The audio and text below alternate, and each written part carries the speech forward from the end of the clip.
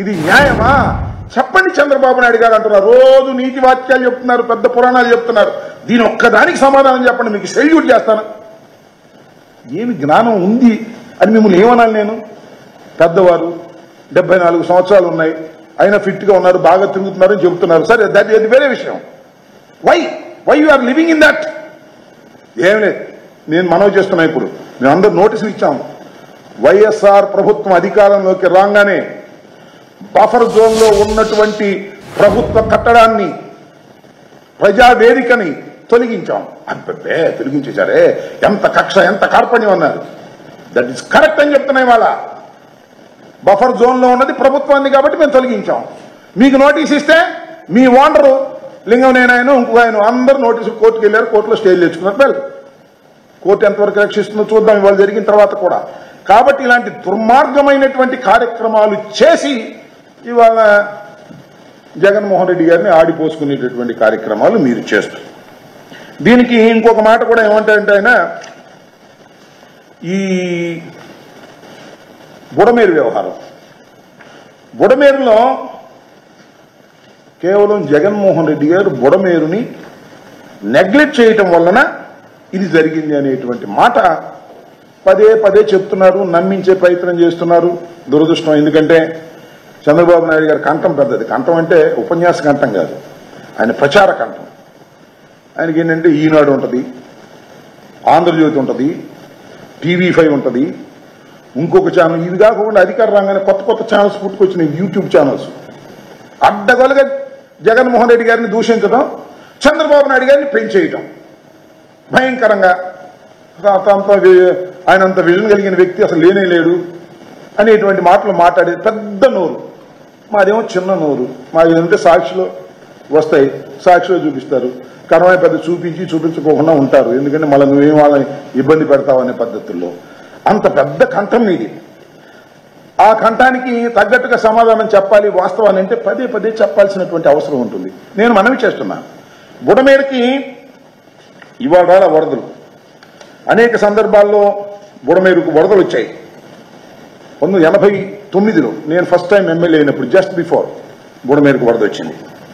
95లో వచ్చింది, 96లో వచ్చింది, 98లో వచ్చింది, 2005లో కూడా వచ్చింది. రాజశేఖర రెడ్డి గారు 2005లో వచ్చిన తర్వాత బుడమేరుని మొత్తం పెద్ద వరదది. నాకు తెలిసి సబ్జెక్ట్ ది కరెక్షన్ 70,000 క్యూసిక్స్ వరద వచ్చింది బుడమేరుకి. అప్పుడు విజయవాడ మునిగిపోయింది. ఏం చేయాలి అనేటువంటి దాని మీద ఆలోచన చేశారు. బుడమేరు డైవర్ట్ చేయాలి. ఎక్కడ డైవర్ట్ చేయాలి? ఒక కమిటీ వేశారు, కమిటీ రిపోర్ట్ ఇచ్చారు. బుడమేరు మీద అదేది ఒక రెగ్యులేటరీ ఉంది, వెలగనేరు రెగ్యులేటరీ. దట్ ఈజ్ 1960లో కట్టినటువంటి రెగ్యులేటరీ. ఏదో మేము చిన్నప్పుడు 58లో నేను పుట్టాను, అప్పుడు కట్టారు. ఇప్పుడు చాలా సంవత్సరాల క్రితం ఒక వెలగనేరు అనేది రెగ్యులేటర్ కట్టారు. వాళ్ళు ఏం చెప్పారంటే, దీన్ని బుడమేరు వచ్చి విజయవాడ మీద పడి విజయవాడ నుంచి వెళ్ళి అది కొల్లేరులో కలుస్తుంది. కాబట్టి దీన్ని డైవర్ట్ చేయండి, విజయవాడకు వెళ్ళకోకుండా సాధ్యమైనంత వరకు. డైవర్ట్ చేయాలంటే ఏం చేయాలి? డైవర్ట్ చేసి రాజశేఖర రెడ్డి గారు కళ్ళగన్న పోలవరం ప్రాజెక్టు రైట్ కెనాల్ ఉంది కదా, రైట్ కెనాల్లోకి డైవర్ట్ చేయండి. అంతకుముందు కూడా డైవర్షన్ ఉంది, వెరీ స్మాల్ డైవర్షన్, 750 క్యూసిక్స్ ఎంతో డైవర్షన్ ఉంది.